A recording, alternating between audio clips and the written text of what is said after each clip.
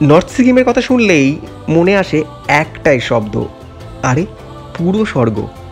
আসলে কাশ্মীরের মতো স্বর্গীয় অনুভূতি উত্তর পূর্ব ভারতে পেতে হলে নর্থ সিকিম অন্যতম। কিন্তু আমরা যে ভিডিও, ছবি বা রিলস দেখে যাবার কথা ভাবি, কখনো কি ভেবে দেখেছি যাবার সেই রাস্তাটা কেমন? বর্ষা আসতে না আসতেই গতবারের পর এবছরও শোনা যাচ্ছে নর্থ সিকিমে একের পর এক বিপর্যয়ের কথা। বিভিন্ন ছবি আসছে চোখের সামনে। স্বর্গের মতো সেই স্থানে যেতে হলে কতটা কষ্ট করতে হয়, বা ভয়ঙ্কর সুন্দর সেই রাস্তা কিভাবে অতিক্রম করতে হয়, সেই গল্পই তুলে ধরব এই পর্বে। সঙ্গে এই পথে যাবার সময় সুন্দর সুন্দর চেনা অচেনা স্থানে সেই সাইট সিন করতে করতে যাব, আর সেগুলি আপনাদেরকেও দেখাবো। অনুরোধ রাখবো ভিডিওটি সম্পূর্ণ দেখতে। আর পরিচিত যে রাস্তা দিয়ে সিকিম যাবার ভিডিও দেখেছেন, এই রাস্তা তার থেকে অনেকটাই আলাদা, তাই থাকবে অনেক অজানা অভিজ্ঞতাও।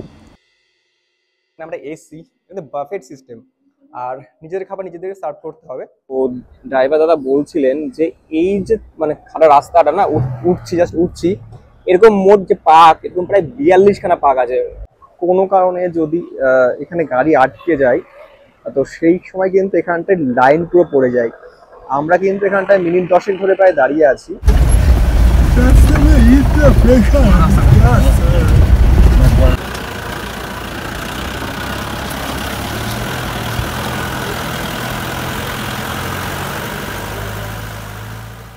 আমরা এই মুহূর্তে আছি বাজরা ট্যাক্সি স্ট্যান্ডে, এবং এইখানে আসতে গেলে আপনাকে এমজি পার্কের কাছে যদি থাকেন হোটেলে কোনো মানে মেন গ্যাংটক সিটি থেকে, তাহলে আপনাকে ট্যাক্সি ভাড়া করে এই অবধি আসতে হবে। আমরা 4 সিটের গাড়িতে 200 টাকা ভাড়া করে এই পর্যন্ত এসেছি, কারণ এখান থেকে সব গাড়ি ছাড়ে এবং এখানে বেশ কয়েকটা ফ্লোর আছে এই স্ট্যান্ডটাতে।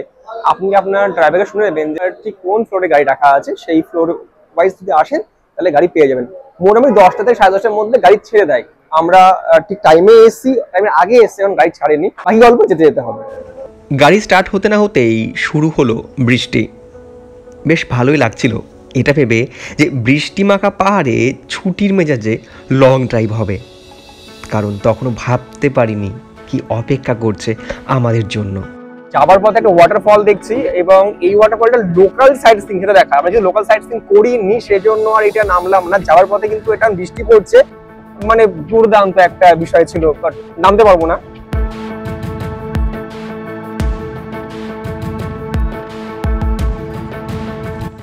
চলতে চলতে পৌঁছালাম আমাদের প্রথম সাইট সিং পয়েন্টে।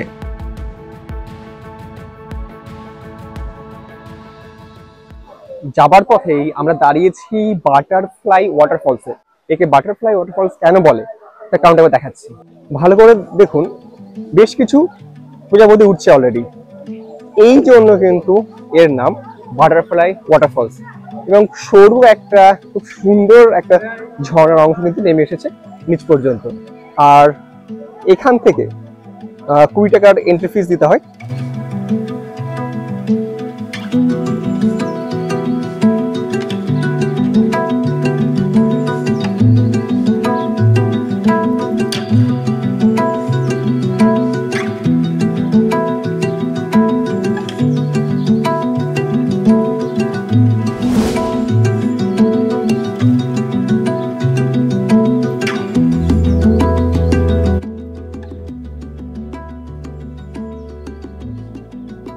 আমরা যখন যাচ্ছি তখন বিভিন্ন স্পট দাঁড়াচ্ছি, আমরা চেষ্টা করবো আমার ড্রাইভারকে বলার এই স্পট গুলো একবার ভিজিট করতে। এবং আমরা আছি এই মুহূর্তে টুইন ওয়াটারফলসে, এবং এই ফলস কিন্তু অনেকটা ছোট। আগে বাটারফ্লাইটা যেমন অনেকটা লম্বা ছিল, বড় ছিল, তুলনামূলক অনেকটা ছোট, কিন্তু এর সৌন্দর্যটা একটু অন্যরকম।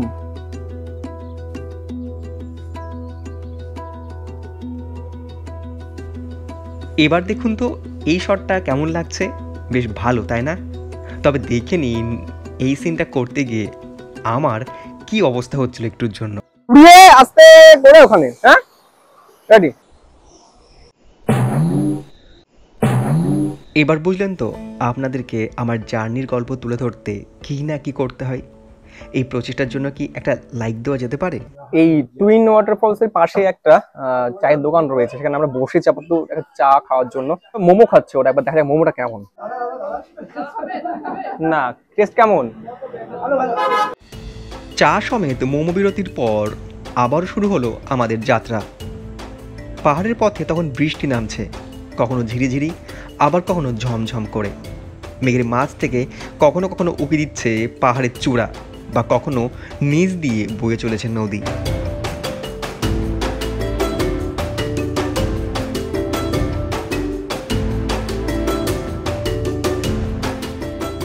আমি জানি যে মানে যদি আমরা শুধু রাস্তা দেখাতে যাই তাহলে ভিডিওটা একটা বড় হয়ে যাবে, একটা বোরিংও লাগতে পারে অনেকের।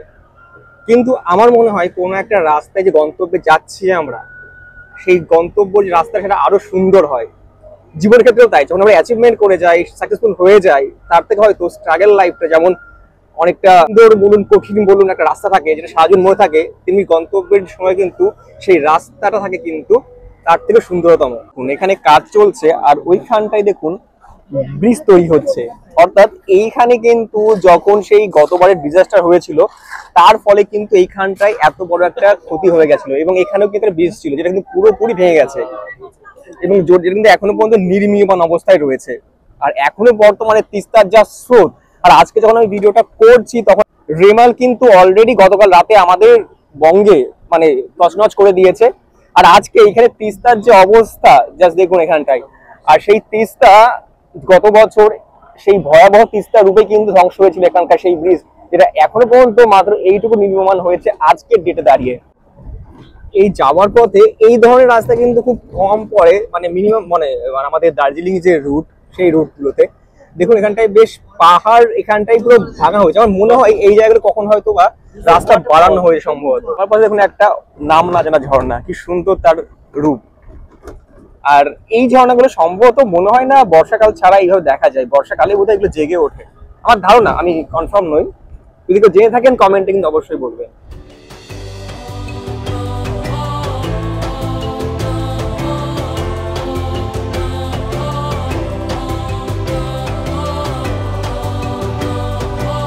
যেতে যেতে কয়েকটা ইম্পর্টেন্ট তথ্য আপনাদের দেওয়ার চেষ্টা করি। এটা হচ্ছে যে যদি কেউ মানে লাচুং প্ল্যান করেন তাহলে কিন্তু সেখানে দুটো অপশন থাকে, একটা হচ্ছে শেয়ার গাড়ি আর একটা হচ্ছে রিজার্ভ গাড়ি। তো রিজার্ভ গাড়ি করেন তাহলে কিন্তু শেয়ার গাড়িতে মানে 10 জনের যে খরচ ধরে রাখুন সেটা প্রায় কখনো হয় সেটা 20,000 টাকা, কখনো হয় সেটা 30,000 টাকা। যেমন আমাদের এই সময়ে লাচেন বন্ধ, তাও কিন্তু আমাদের 3,000 টাকা নিয়েছে। তো এই ক্ষেত্রে কিন্তু আপনারা এই দুটোর মধ্যে চুজ করতে পারেন যেটা আপনাদের কমফোর্টেবল। আর আরেকটা বিষয়টা হচ্ছে শেয়ার গাড়িতে কিন্তু 10 জনকে নেওয়া হবে, সেক্ষেত্রে আপনার এই গাড়ি কিন্তু অ্যাকচুয়ালি 8 সিটার হয়, একজন 9 জন মোটামুটি ঠিকঠাক হয়, কিন্তু 10 জন হলে একটু চাপাচাপি হয়। কিন্তু আপনাদের কিন্তু এই 10 জনের সঙ্গেই কিন্তু আপনাদেরকে অ্যাডজাস্ট করতে হবে। আর এই সময় বলে রাখি, অনেকের একটা ব্যাপার থাকে যে না আমি সামনে বসবো, ছবি তুলবো বা জানলার ধারে বসবো, কারো অসুবিধা হয় যে ভমিটিং এর জন্য পেছনে সামনে ব্যাপার স্যাপার থাকে, সেই ক্ষেত্রে বলে রাখি আপনাদের কিন্তু আপনারা অ্যাডজাস্ট করতে হবে নিজেদেরকে। ড্রাইভার আপনাকে হেল্প করতে পারে যে না ঠিক আছে এটা, বাট অ্যাডজাস্ট আপনাকে ওই টিমের সঙ্গে করতে হবে। যেমন আমরা যেমন কিন্তু একদম পেছনে যারা আছে তারা 3 জন আছে আর আমরা 5 জন আছি, মোট 8 জন। আমাদের ভাগ্য ভালো যে 8 জনকে নিয়েই এই ট্যুরটা হচ্ছে, এবং সচরাচর হয় না বলো ভাই, আমার কিন্তু সচরাচর হয় না, মানে 10 জনই ম্যাক্সিমাম চাই বলো। যেমন তোমরা তো বোধহয় তাই গেছিলে। আমরা গেছিলাম তখন 9 জন ছিলাম, একজন দুটো সিট কিনেছিলাম, তার জন্য একটা কম ছিল। আচ্ছা, কিন্তু সেক্ষেত্রেও বোধহয় যদি সিট কেনেও তাতেও বোধহয় আদার সেই নিয়েই নাই, না কেউ পায় না সেটা, একজন যদি কেউ কিনে সে পায় না, সবাই শেয়ার করে। হ্যাঁ মানে আমি কিনলাম তখন তো আমি জায়গা নিতে পারবো না, ও মাঝখান থেকে ইয়ে হয়ে গেল, তো সেক্ষেত্রে একটা একই দাঁড়িয়ে যায়, তাই না? তো এই ক্ষেত্রে কিন্তু আপনাকে অ্যাডজাস্ট করতে হবে। আমরা যেমন বলে রেখেছি একদম পিছনে যারা আছে তারা লাঞ্চ, বিশেষ করে লাঞ্চের পর সেটা উলটপালট হয়। আমাদের যেমন সামনে দুটো সিট আপাতত মনে হচ্ছে এখন পর্যন্ত ফ্রিজ, তাই তো বলা যাচ্ছে না কি দাঁড়াবে। আর পেছনে যারা তারা সামনে আসবে, ওরা পেছনে যাবে। তো এই বিষয়গুলো কিন্তু মনে পড়লো যে বলা উচিত আপনাদেরকে, যারা ফার্স্ট টাইম এখানে আসবেন, আমারও ফার্স্ট টাইম, তো সেই জন্য আপনাদেরকে বলা। তো আপনারা প্ল্যান করবেন কিন্তু অবশ্যই মাথায় রাখবেন। আর মঙ্গনের প্রায় পৌঁছে যাচ্ছি, তখন কিন্তু এই রাস্তাটা এতটা সুন্দর হয়ে গেছে। আর এর আগে যতটা এলাম কিছুটা রাস্তা পাকা, কিছুটা রাস্তা ধরুন অফ রোডিং, এই ব্যাপারটা আছে। যারা বাইক নিয়ে আসতে চাইছেন তাদের বলি কিন্তু বাইকের জন্য কিন্তু খুব খারাপ আমার চোখে এখনো পড়ছে না। অনেকে আমার আসার আগে কিন্তু সতর্ক করেছিল যে যাচ্ছিস রাস্তা কিন্তু প্রচন্ড খারাপ, কিন্তু এখনো পর্যন্ত আমার চোখে অত খারাপ রাস্তা পড়েনি। তবে বাইক নিয়ে আসতে চাইছেন, বর্ষাকাল হতে পারে, কখনো কখনো প্রবলেম হতে পারে, কিন্তু তাছাড়া কিন্তু বাইকের জন্য খুব ভালো। এটা রংরাং, আর রংরাঙের 0 পয়েন্ট, এটা ওই 0 পয়েন্ট নয়। আর यहाँ पर हम रुकेंगे क्या भैया? हमारा लंच थोड़ा आगे है। अच्छा लंच थोड़ा आगे, अच्छा এখানে লাঞ্চ হবে।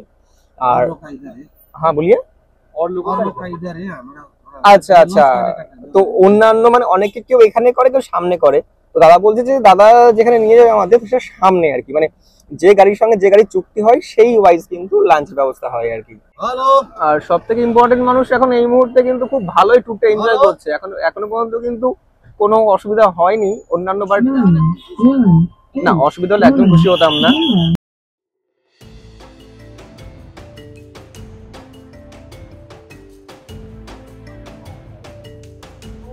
আর এই জায়গাটাতে আমাদের খাবারের জন্য দাঁড় করিয়েছে।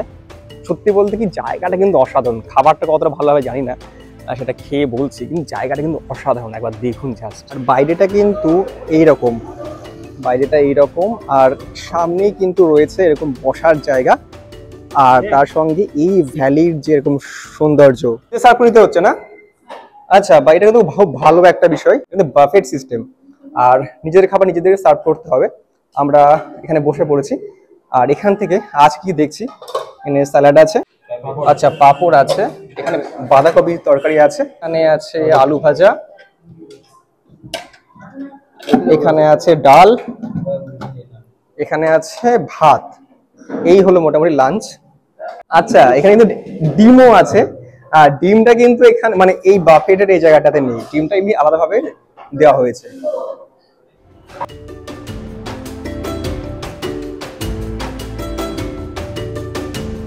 শুনি যে খাওয়া দাওয়া অতটা ভালো হয় না, নর্মাল। এইখানে কিন্তু খাবারটা বেশ ভালোই লাগলো, সঙ্গে কিন্তু মেইন যেটা পরিষ্কার পরিচ্ছন্নতা, খুব সুন্দর পরিষ্কার পরিচ্ছন্ন। আর এই রেস্টুরেন্টে কিন্তু ব্যবহার বা আদার সব ভালো লেগেছে। প্যাকেজের মধ্যে যদিও বা এটা কোনো আলাদা কিছুই নয়, খুব ভালো। এখন বেলা প্রায় দুপুর 3টে বাজে। লাঞ্চ সেরে আবারও শুরু হলো আমাদের যাত্রা। সকাল থেকে প্রায় 4.5 ঘন্টা গাড়িতে পাহাড়ি রাস্তায় আমরা এগিয়ে চলেছি। এখনো পর্যন্ত বুঝে উঠতে পারিনি জীবনের অন্যতম মেমোরেবল লং ড্রাইভ হতে চলেছে আজ। আর আমাদের সঙ্গে আমাদের সারথি কিন্তু রাজু ভাইয়া কিন্তু খুব দিল খোলা মানুষ। মানে সত্যি কথা বলতে কি, আমরা পুরো রাস্তায় আর বন্ধুর মতনই আড্ডা মারতে মারতে আসছি, এখন পর্যন্ত কোনো সমস্যা হয়নি। টোটাল ট্যুরটা করার পর আমি ফাইনাল একটা সিদ্ধান্ত দেবো যে কেমন লাগলো, বাট এখনো পর্যন্ত কিন্তু দিল খোলা মানুষ। আবারও আমাদের সঙ্গে দেখা হলো খরস্রোতা তিস্তার। সময় থাকতে আমি গাড়ি থেকে নামলাম একটু সময়ের জন্য, কারণ এখান থেকে ব্রিজ সহ পাহাড়ের সুন্দর ভিউ দেখা যাচ্ছিল।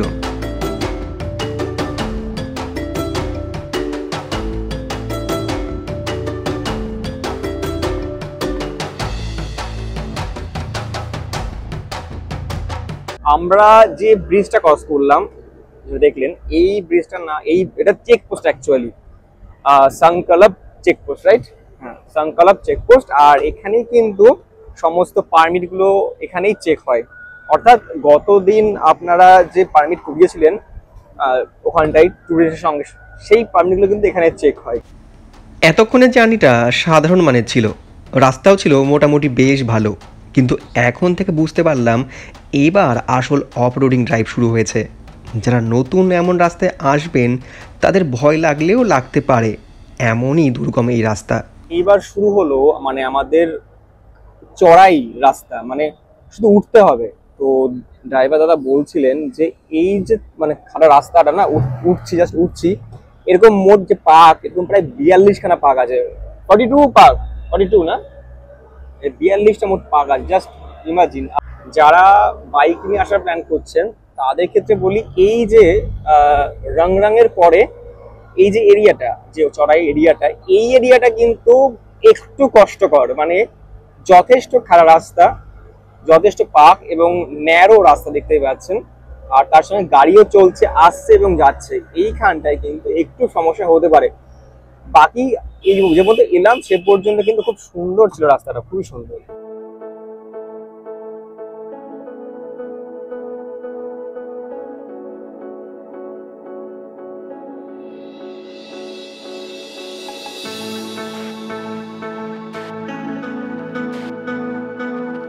আর একটা বিষয় না বললেই নয়, আস্তে আস্তে বলতে হবে, শুনলে এবারে পেছনে আবার শুরু হয়ে যায়। সেটা হচ্ছে যাদের ভমিটিং এর সমস্যা আছে না, তারা অবশ্যই কিন্তু ওষুধ মাস্ট ক্যারি করবেন। এই যে রাস্তাটা, এটা যার হয় না তারও কিন্তু এটা মোটামুটি হয়ে যাওয়ার রাস্তা। তো যাদের অভ্যাস আছে 1000% কনফার্ম হবেই, কিছু করার নেই। এমনই একটা দুর্গম রাস্তা, দার্জিলিং এর মতন অত সুন্দর রাস্তা কিন্তু এই রাস্তাটা অন্তত নয়। প্রথম কথা বৃষ্টি হয়েছে, আর তারপর এইরকম কাদা। জাস্ট ইমাজিন এখানটায় 4 চাকা ছাড়া যদি 2 চাকা হয়, মানে কতটা ডিফিকাল্ট রাস্তা। মাঝে মাঝে কিন্তু বেশ ভালো, আর মাঝে মাঝে অবস্থাটা কিন্তু এইরকম। তবে সেই তুলনায় বলতে গেলে কিন্তু আমাদের ড্রাইভার ভাইয়া কিন্তু অনেক অনেক বেশি মানে স্কিল, যথেষ্ট ভালো ড্রাইভিং করে আমাদের নিয়ে যাচ্ছে। আমার কোনো সমস্যা কিন্তু হয়নি।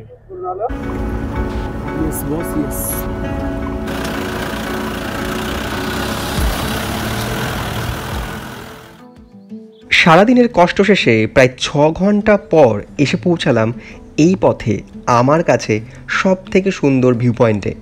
তবে জার্নি কিন্তু এখানেই শেষ নয়, মোট রাস্তার অর্ধেকটাই সবে আমরা এসে পৌঁছেছি। কী ভাবছেন এত টাফ জার্নি? এইভাবে ডিটেলসে কেউ তো কখনো বলেনি, তাই তো? আমরা সকালে এখন বেরিয়েছিলাম, তখন সময় ছিল সকাল 10:35, এখন বিকাল 4:30 বাজে। এখনো পর্যন্ত কিন্তু গিয়ে পৌঁছায়নি আমরা। আমাদের এখনো মনে হয় 2.5 ঘন্টা সময় বেশি লাগবে।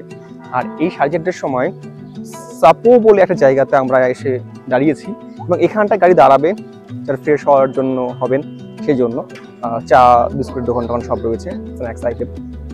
এইখানটা থেকে বিশ্বাস করে মাস্ট রেকমেন্ডেড জায়গা। এখানটা কিন্তু এলে অবশ্যই ড্রাইভারকে বলবেন যে এখানে অবশ্যই একবার মানে দাঁড়াতে। অসাধারণ ভিউ, যদি ওপরে ওঠেন কষ্ট করে সিঁড়িতে, এই বরাবর থেকে সিঁড়িটা একটু খাড়া, যথেষ্ট খাড়া, এবং এইখান থেকে ওঠেন, এইখান থেকে কিন্তু ভিউটা আরো দুর্দান্ত।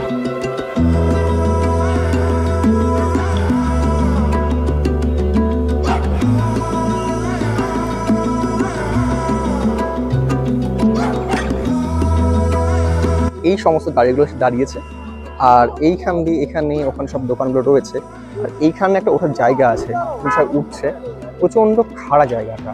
আর এখান থেকে যে ভিউটা আছে জাস্ট দেখুন। এইখানে কিন্তু এসে আপনাদের বোতল কিনতে হবে, মানে এই ধরনের বোতল অ্যালাউ না। কিছু ক্যারি করার জন্য বোতল অ্যালাউ, না হলে কিন্তু যদি কোনো মেটেরিয়াল থাকে সেটা অ্যালাউ, কিনতে হবে, তারপর এখান থেকে সেটা অন্য।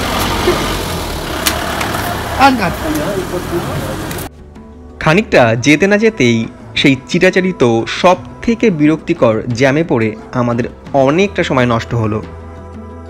এইগুলো হচ্ছে এখানকার অ্যাকচুয়াল কিন্তু মানে প্র্যাকটিক্যাল প্রবলেম। সেটা হচ্ছে যে কোনো কারণে যদি এখানে গাড়ি আটকে যায়, তো সেই সময় কিন্তু এখানটায় লাইন পুরো পড়ে যায়। আমরা কিন্তু এখানটায় মিনিট 10 ধরে প্রায় দাঁড়িয়ে আছি। সবে মাত্র ওদিক থেকে গাড়ি শুরু হয়েছে, আশা করা যায় এবার হয়তো বা এই রাস্তা খুলবে। এই জন্য কিন্তু একটা লেট হয়।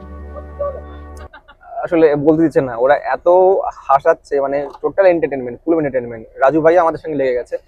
একটা ইনফরমেশন দেওয়ার জন্য আমি অন হলাম আরেকবার। সেটা হচ্ছে যে এই যে রুটটা আমরা যাচ্ছি, যারা আগে এখানে এসছেন, আচুংয়ে যে রোড, যারা আগে এই রোডে এসছেন, তারা কিন্তু আমার লাস্ট যে ভিউ পয়েন্টটা সেটা কিন্তু চিনতে নাও পারতে পারেন, বা এই রোডটা নাও চিনতে পারেন। অ্যাকচুয়ালি ওই ডিজাস্টারের পরে লাস্ট ইয়ারে, তারপর থেকে কিন্তু এখনো পর্যন্ত যে মেন লাচুংয়ের রোড সেটা ঠিক হয়নি।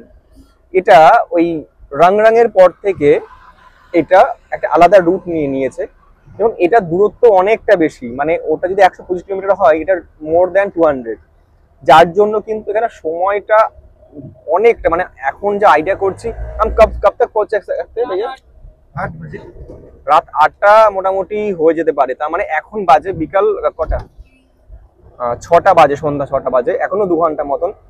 আর এই যে রুট, এই রোডটার জন্য সম্ভবত আমাদের প্যাকেজ কিন্তু নর্মালি কিন্তু এটা ওই 2000 আশেপাশে থাকে, এবং লাচেন সহ কখনো 250। সেটা এখন আমাদের শুধুমাত্র এই একটা লাচুংয়ের জন্য নিচ্ছে কিন্তু 3000, আর ঘুরে আসবে। এবং আমার মনে হয় এটাও একটা কারণ, প্লাস যেটা আছে যে সিজন টাইম, সেটাও একটা বিষয় হতে পারে। আমরা ভিডিওটাকে আরো বেশি বড় করব না আমরা এরপরে, কারণ সন্ধ্যা হলে এরপরে কিছু দেখতে পাবো না। অলরেডি সন্ধ্যা হয়ে এসছে, পাহাড় করে নেমে গেছে সন্ধ্যা। তারপর সন্ধে নেমে এলো। প্রায় 10 ঘন্টা জার্নি করে রাতে পৌঁছোতে আমাদের প্রায় 8:30 বেজে গেছিলো। তখন পৌঁছে আর শরীর দিচ্ছিল না ভিডিও করবার জন্যে, যাতায়াত ক্যামেরা অন করা হয়নি। বাকি গল্প সহ আমাদের লাচংয়ের হোটেল ও খাওয়া দাওয়ার তিক্ত অভিজ্ঞতা থাকবে পরের পর্বে। যারা সিকিমে আসবেন, নর্থ সিকিমে আসবেন, তারা কিছু কিছু বিষয় অবশ্য মাথায় রাখবেন বা প্ল্যানিং করবেন, নাহলে আমার মতো বিপদে পড়বেন। এই যে বেডগুলো মানে বসলে পারে ওখানটায় দেবে যেতে হচ্ছে, মানে আমার মতন ওইটা মানুষের দেবে যাচ্ছে আমরা। কাপড় চোপড়গুলো ওখানে মানে ওইখানে রাখতে মানে রেখে দিয়েছি আমরা, এতটাই যখন তার অবস্থা আমরা ইউজ করিনি সেটা। আর সেই রকমের গন্ধ ভেতরটাতে। এই হলো বেসিনের অবস্থা, তাও বেসিন দিয়ে জল পড়ছে না। एक्सपीरियंस होटल का काफी वाहियात था। होटल तो यहाँ रुकने लायक है ही नहीं है। उनसे बात भी किया पर उस लेडी ने बड़े बदतमीजी तरीके से बात किया हम लोगों से, और उसके बाद कोई सुनवाई नहीं। अब ये है कि आदमी पैसा देके फंस जाता है, उसके बाद कोई ऑप्शन बचता नहीं है।